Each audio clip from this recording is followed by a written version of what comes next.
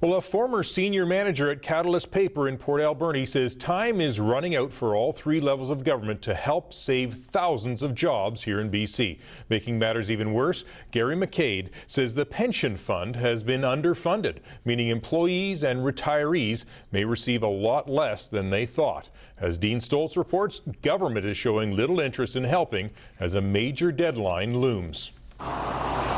A critical vote by Catalyst creditors on the company's restructuring plan is expected to be held on April 23rd, and Catalyst officials say if it fails, the company could be sold. So now a retired senior manager with Catalyst in Port Alberni is sounding the alarm. Gary McCaig says if the restructuring fails, a new group could buy the company and make devastating cuts.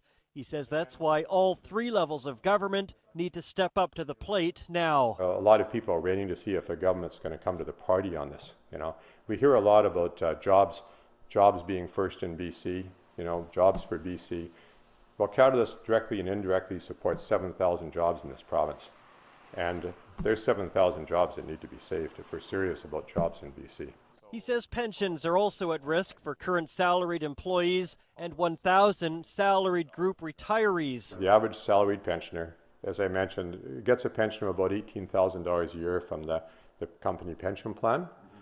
Under the current situation, if Catalyst is unsuccessful in their restructuring, they could be looking at a cut of 30% or more. If your pension is $18,000 a year and you take a 30% cut, that's a hell of a hit. So for starters, he'd like to see municipal governments drastically cut heavy industrial taxes. He also wants to see the province provide stable and competitive hydro rates to Catalyst, as well as providing support for hiring and training in skilled jobs. Catalyst isn't asking for cash. They're not asking for handouts. They're asking for some of the programs that are already out there and maybe a few new programs to be applied to them.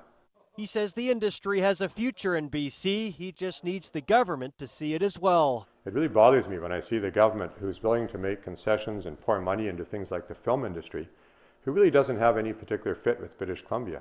But here's something that uses the resources that we produce.